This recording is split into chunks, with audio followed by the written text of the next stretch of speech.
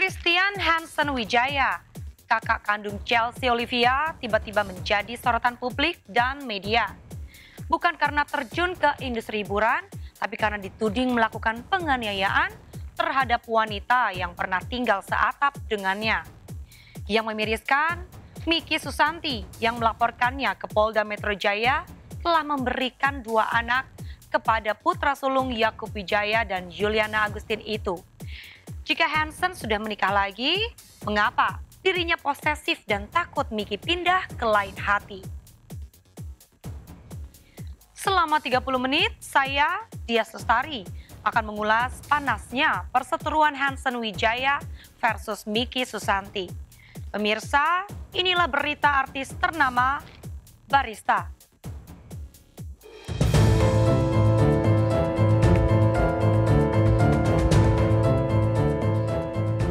Sosok Christian Hansen Wijaya, kakak kandung pesinetron Chelsea Olivia, mendadak jadi sorotan publik dan media.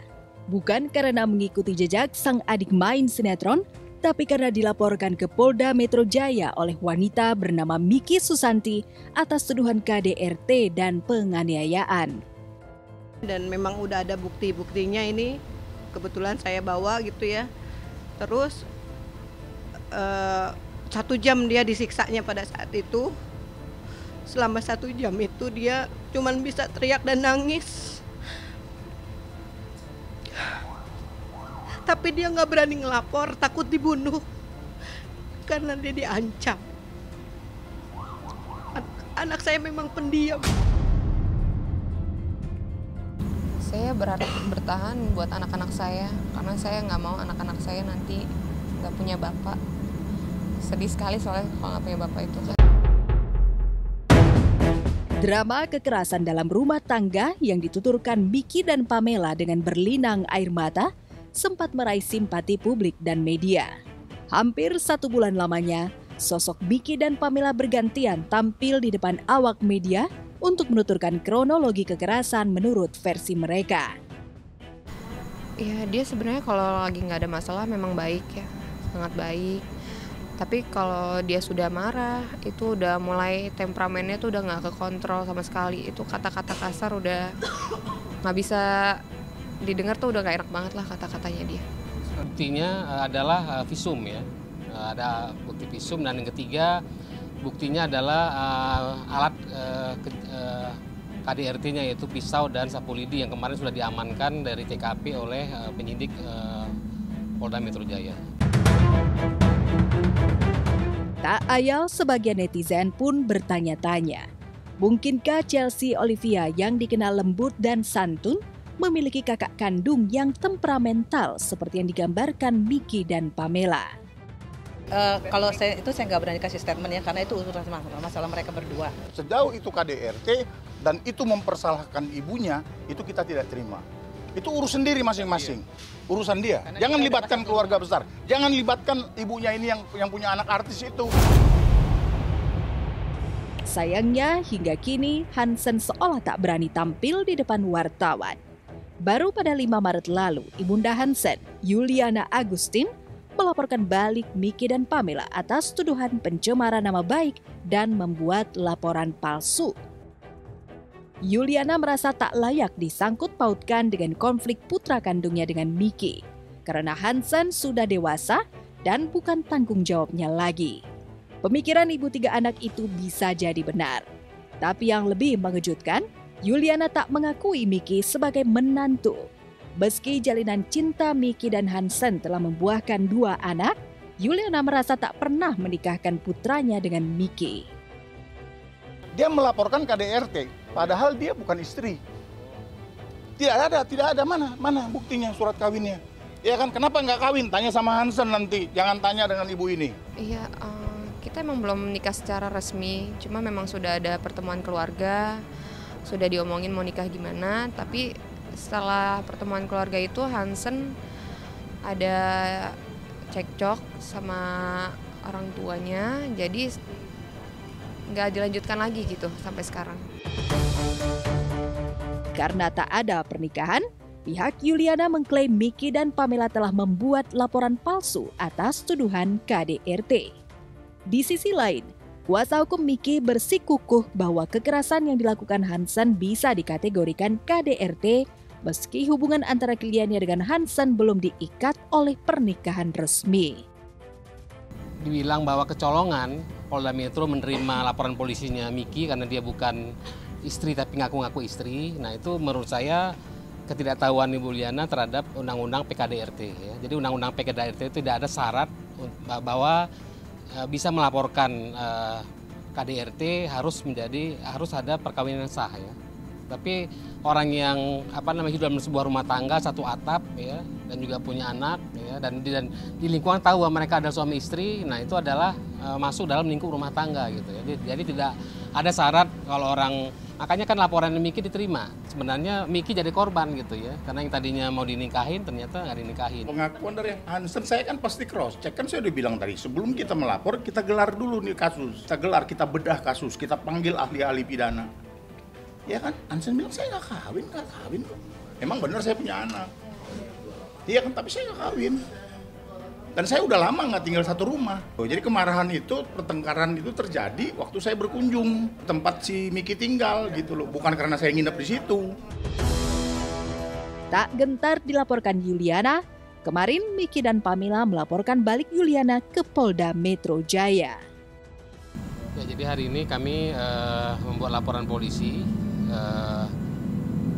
kepada Ibu Yuliana Agustin ya dengan pasal pencemaran baik melalui media elektronik. Memulihkan nama baik saya sih, karena kan di sini saya dituduh membuat laporan palsu.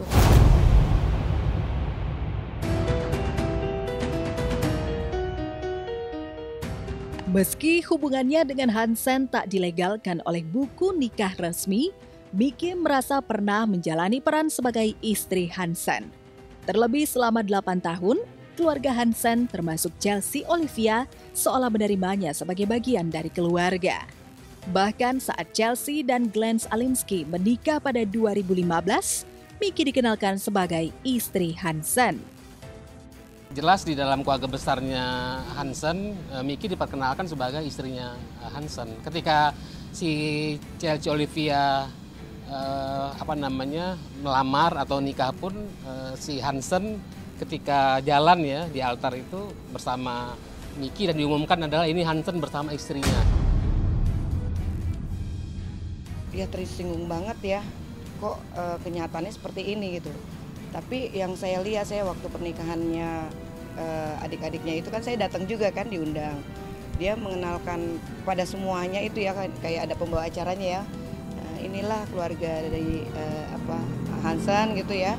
Dengan menyebutkan Miki juga sebagai suatu keluarganya dia gitu. Hingga semalam Yuliana seolah belum siap bicara di depan awak media terkait laporan balik Miki dan Pamela. Namun melalui Ferry Amahorsea, kuasa hukumnya, Yuliana menyatakan sikap tegas. Ia siap berjibaku di matras hukum dengan Miki dan Pamela. Lalu benarkah Yuliana tak mengakui anak kedua yang dilahirkan Miki sebagai cucu kandungnya? Yang saya dengar katanya anak yang satu aja, yang pertama aja katanya anaknya Hansen. Yang saya dengar, yang satunya anaknya siapa saya juga nggak ngerti. Namanya orang tua baik, mau itu anaknya Hansen kek, mau itu bukan anaknya Hansen karena pernah hidup sama-sama ya, namanya orang tua dia anggap itu cucunya, dia baik. Pinjemin rumahnya untuk ditinggalin, ya kan? Sekalipun kita lihat sama-sama, datang nggak ke sana waktu TKP? Kayak gudang kan, jorok.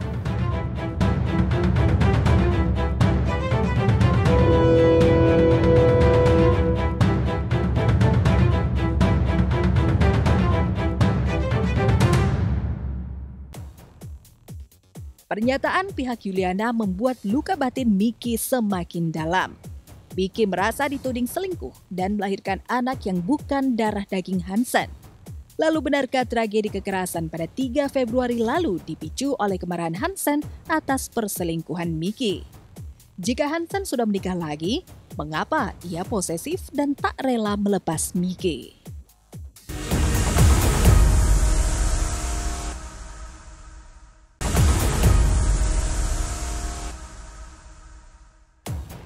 pernah menampung Miki Susanti di rumahnya, tapi Yuliana Agustin, ibunda Hansen Wijaya, enggan disangkut pautkan dengan konflik sang putra.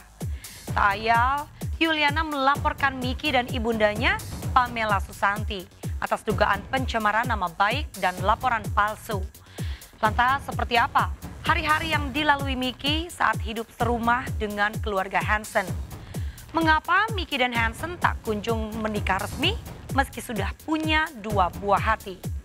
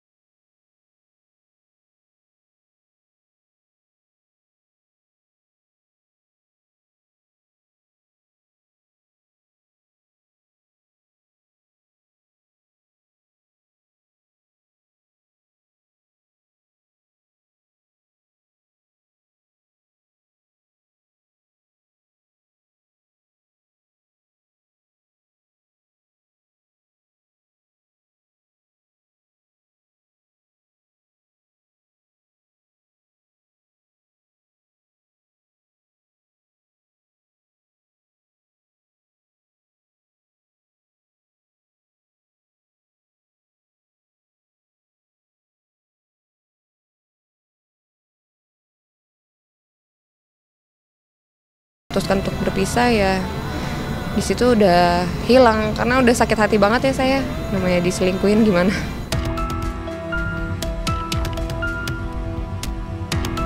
Tapi sekarang setelah pengorbanannya dibalas kekerasan, cinta Miki seolah berubah jadi benci. Hubungan Miki dengan Yuliana yang dulu bak menantu dengan mertua sekarang menjadi seteru. Bahkan melalui kuasa hukumnya, Yuliana terkesan meragukan kesetiaan Miki pada putranya. Bagaimana tidak, Yuliana seolah menduga anak kedua yang dilahirkan Miki bukanlah cucu kandungnya. Lantas apa kata Miki soal kecurigaan dan tudingan yang melukai harga dirinya itu? Sebenarnya kejadian kayak gitu udah pernah dibilang sendiri sama Hansennya langsung. Tapi kan sudah ada tes darah, ini ya pas lahir itu kan golongan darahnya udah kelihatan darahnya Hansen lah cocok sama anak saya, wajahnya juga sangat mirip sama Hansen gitu. Dari awal juga mamanya juga bilang ini anak kamu gitu, karena Hansen waktu itu nelfon emang itu anak siapa gitu. Mamanya sendiri yang bilang ya ini anak kamu lah, orang Miki tuh kayak burung dalam sangkar nggak bisa kemana-mana, kamu malah seenaknya nuduh dia, kata mamanya sendiri seperti itu. Sempat menambah Hansen nggak sih untuk tes dia? Nggak ada sih gitu, cuma karena mamanya yang langsung ngomong ke Hansen ya percaya, dan anaknya juga mirip sama dia, masa mau nggak diraguin, kan kasihan banget anaknya.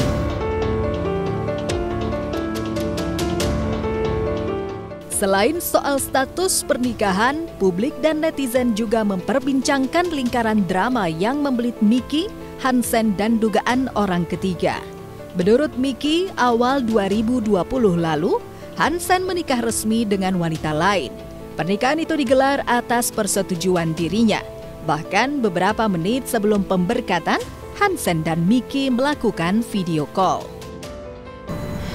Saat dia menikah pun dia sempat video callan malah sama saya sebelum dia pemberkatan pernikahan.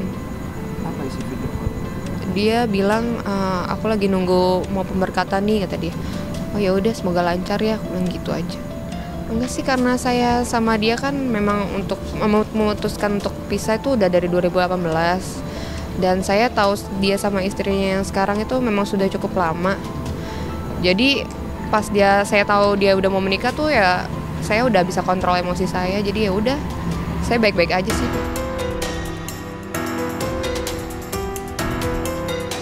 Jika Hansen telah bahagia dengan wanita lain, mengapa ia cenderung posesif pada Miki?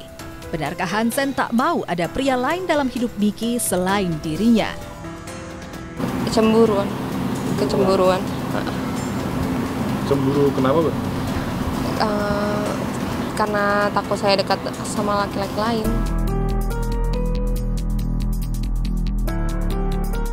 Dari kasus dugaan penganiayaan dan KDRT, konflik Miki versus Hansen semakin melebar dan merembet ke keluarga besar Hansen. Sebagai ibu kandung, Yuliana memang tak bertindak atas nama putranya. Ia pun hanya menyewa kuasa hukum untuk mengawal kasusnya sendiri, bukan sekaligus mengawal kasus putranya dengan Miki. Oh, saya nggak tahu, saya nggak ada komunikasi sama Hansen. Saya sangat berkepentingan untuk memberikan perlindungan hukum terhadap Ibu Yuliana Agustin. Titik. Karena dia wanita, tinggal sendiri, teraniaya. Saya bukan pengacara Hansen, saya pengacaranya Ibu Yuliana Agustin.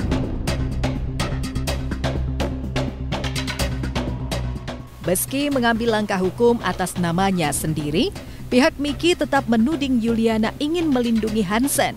Bahkan sejak awal Miki merasa Yuliana berusaha untuk mencegah dirinya lapor polisi. Alih-alih ingin berniat mengantarkan Miki visum, Yuliana malah mengajak Miki makan di pinggir jalan. Saya saat pertama kali dengar tentang laporannya cukup kaget ya, karena awalnya kan Mama Hansen itu mengizinkan saya untuk memproses anaknya. Tapi tiba-tiba ada laporan seperti ini ya, bikin saya kaget. Saya kurang tahu pastinya, cuma ya namanya seorang ibu, mana sih anak yang mau dijebloskan ke penjara gitu. Sampai hari kejadian pun itu Miki sehat walafiat. Kita masih bisa ke salon, nonton, makan, masih bisa shopping. Jadi lucu ini, kayak sinetron gitu loh. Mestinya dia tuh daftar aja ya jadi pemain sinetron ya. Dan mereka masih komunikasi video call sama anaknya di mall, sama mamanya juga video call dengan hari yang sama. Jadi tidak benar kalau Ibu Yulia bilang tidak ada apa-apa, jalan-jalan ke mall, terus makan-makan ya. Padahal kondisi Miki pada saat itu adalah butuh untuk diobati ya, dibawa ke rumah sakit, ya divisum ya. Dan juga dilaporkan ke polisi si Hansennya, karena si Miki sudah lapor ke ibunya Hansen bahwa dia mendapatkan kekerasan yang luar biasa dari Hansen, tapi itu tidak dilakukan.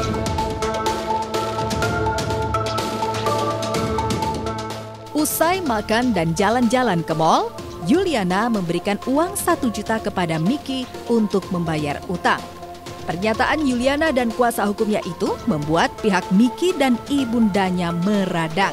Menurut mereka, uang itu untuk bayar utang Hansen kepada Pamela.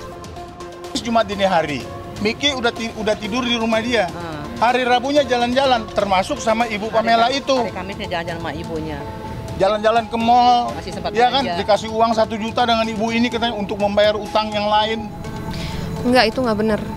Soalnya itu uang emang uang mama saya. Jadi Hansen itu punya utang sama mama saya. Dan mamanya itu tahu. Pada saat itu mamanya memaksa untuk membayar ke mama saya. Mama saya sudah menolak, tapi tetap dipaksa karena bagi dia, ya udahlah emang Hansen tuh emang selalu mama yang giniin gitu. Ya udah akhirnya mama saya terima karena udah dipaksa.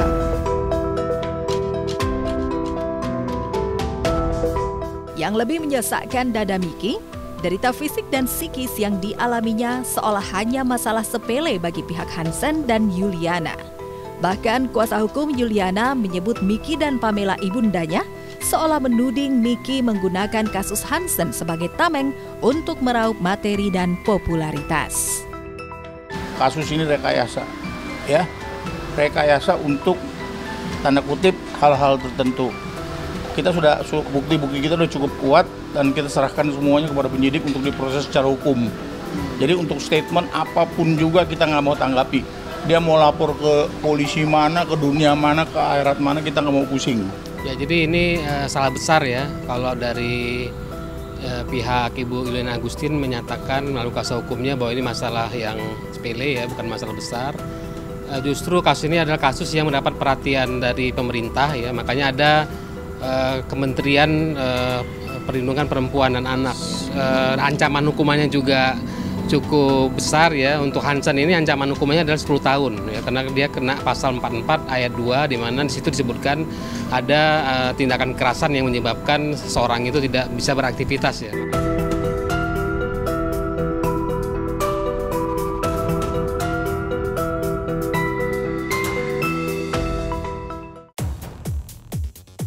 Pernah tinggal bersama keluarga besar Hansen? Bagaimana hubungan Miki dengan Chelsea Olivia? Benarkah selama 8 tahun hidup serumah, identitas Miki disembunyikan dari tetangga sekitar?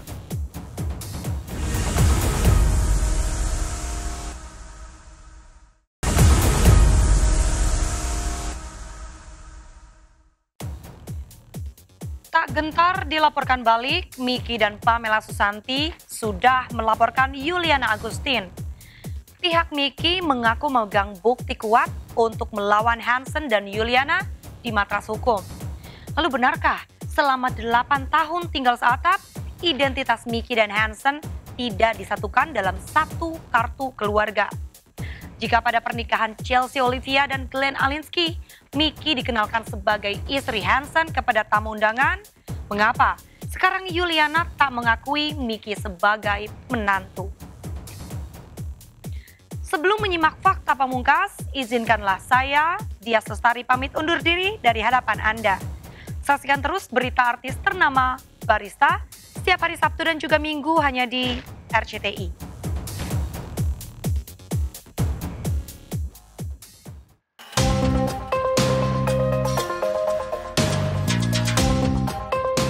Bisa jadi tak tahu apa-apa tentang konflik Christian Hansen Wijaya, tapi nama Chelsea Olivia mau tak mau disebut-sebut dalam konflik yang membelit kakak kandungnya dengan Miki Susanti. Publik dan netizen pun bertanya-tanya, seperti apa hubungan Miki dengan Chelsea dan Glenn Alinsky setelah Miki mengekspos kasus penganiayaan dan KDRT yang diduga dilakukan Hansen. Menurut Miki, hubungannya dengan Chelsea dan Glenn sangat baik dan tak pernah ada konflik. Hubungan saya sama dia baik, sampai sekarang pun masih baik. Kamu pernah curhat nggak sih tentang sikap kakaknya ke Chelsea? Kalau itu jarang sih ya, soalnya kan dia punya kesibukan sendiri, udah punya keluarga sendiri gitu. Sebagai adik ipar nih, si Chelsea sosoknya seperti apa sih, gimana kamu? Dia terhadap saya selama ini sih baik, sangat baik, malah perhatian. Setiap ketemu selalu perhatian. Berbanding terbalik dengan kakaknya? Iya, sangat jauh. Iya, sangat jauh. Oh, kita nggak tahu, nggak ada komunikasi? Nggak ada komunikasi, jangan bawa nama anak saya. Saya nggak mau bawa nama anak, karena mereka udah masing-masing sendiri ya. Jangan libatkan keluarga besar, jangan libatkan ibunya ini yang punya anak artis itu. Kita keluarga, atas nama keluarga merasa dicemarkan. Ibu Yuliana dengan keluarga besarnya merasa dicemarkan nama baiknya dengan pemberitaan-pemberitaan itu. Kalau urusan dia dengan Hansen, itu urusan dia dengan Hansen. Tidak usah dia datang bawa pengacara, bawa segala macam wartawan dan sebagainya, jam 11:30 malam untuk gedor-gedor rumahnya Ibu Yulia Agustin. Secara saya merasa terganggu, seperti saya itu seorang residivis. Jadi saya teroris. Ya, seperti teroris.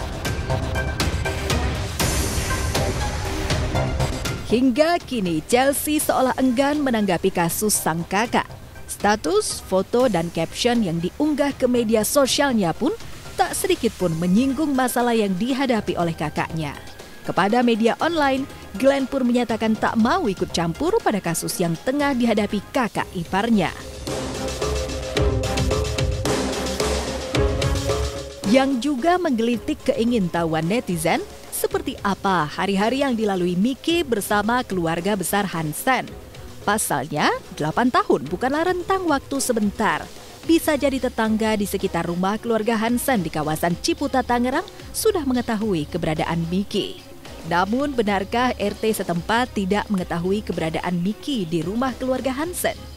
Mungkinkah karena tak dinikahi secara resmi, identitas Miki seolah disembunyikan dari warga sekitar? Tumpuan ibu saya kagak tahu si Miki baru kenal kemarin. Kemarin? Iya. Berarti di kakaknya Bu Yuli nggak ada nama Miki?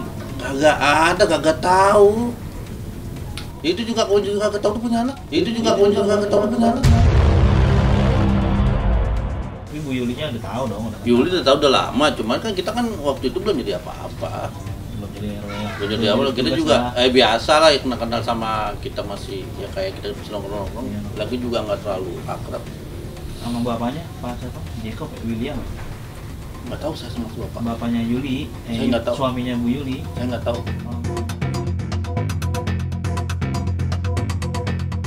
Minggu depan, kabarnya laporan Yuliana terhadap Miki dan Pamela baru akan diproses oleh tim penyidik. Strategi apa yang disiapkan kubu Yuliana untuk menghadapi kubu Miki Pamela? Jadi saya sudah serahkan semua kepada penyidik. Nanti kita bukti-buktinya juga banyak sekali dan kita sudah dapat menyimpulkan bahwa ini adalah semua rekayasa. Kasus ini rekayasa. Ya, rekayasa untuk tanda kutip hal-hal tertentu. Udah pokoknya nggak berbobot aja udah titik aja udah. Udah pokoknya nggak berbobot aja udah titik aja udah. Kubu Yuliana punya bukti. Pun kubu Miki Pamela mengaku memegang kartu truf yang siap mereka buka di depan penegak keadilan. Hanya saja Miki berharap Polda Metro Jaya segera memanggil Hansen agar bisa ditetapkan sebagai tersangka. Hingga saat ini pemanggilan Hansen sebagai saksi terlapor pun kabarnya belum dilakukan. Masalah? Update pastor. Bicara sedikit, update mengenai Nanti dulu. Siapa? Miki Susanti dengan Belum. Belum ada, Pak? Belum. Kemarin udah melakukan ke olah TKP. Belum. Miki yang mana sih? Miki Susanti dengan Hansen Wijaya. Oh belum, nanti saya cek dulu ya. Hansen sudah dipanggil belum sih? Hansen kayaknya belum ya. Kita belum ada panggilan untuk dia. Saya akan lanjut terus. Apa sih yang kamu perjuangkan? Ya, saya mau keadilan untuk saya, ketenangan untuk jalan ke depannya lagi. Karena kalau selama dia nggak diproses sampai jadi tahanan, saya nggak akan tenang juga, mau ngapa-ngapain juga nggak tenang. Jadi untuk kekerasan ini alami oleh Miki ini merupakan tindak pidana khusus ya, bukan tindak pidana umum. Artinya ini kalau dalam undang-undang itu disebut dengan kejahatan kemanusiaan. Kenapa? Karena ini harusnya dilindungi, harus disayangi sebagai istri, tapi malah dilakukan kekerasan ya, bahkan sudah berulang kali gitu. Sehingga untuk laporan polisi oleh Miki ini, Miki tidak akan mencabut laporan, tidak akan berdamai, bahkan harus ada hukuman yang setimpal ya terhadap si pelakunya, dalam hal ini Hansen, untuk ada efek jerah. Sehingga keinginan untuk menegakkan harga diri, mengembalikan nama baik sekaligus memberi pelajaran kepada seteru hukum seolah menjadi prioritas kedua kubu. Tapi seyogianya, panasnya konflik dan rasa sakit hati tetap memikirkan kondisi psikis dan masa depan anak-anak. Toh, di antara Miki dan Hansen telah lahir buah cinta yang tak berdosa dan tak tahu apa-apa tentang kemelut yang dihadapi orang-orang di sekitarnya. Lalu benarkah Miki akan membawa kedua anaknya ke psikiater lantaran sering menangis bila mendengar nama ayah mereka?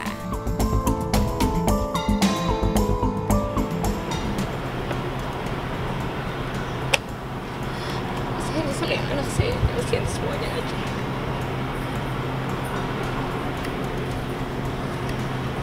jadi kekerasan itu di hadapan anak-anak. Terakhir juga anak-anaknya melihat kekerasan ini dilakukan oleh Hansen kepada Miki, sehingga anak-anak itu kalau kita cerita mengenai ayahnya, dia bilang ayah jahat. Untuk emang udah ada anjuran pas saya visum juga mendingan anaknya dibawa ke konseling, karena anak itu yang melihat kejadian seperti itu nanti dia besarnya bisa jadi pelaku atau jadi korban. Jadi sebaiknya dari kecil udah di konseling.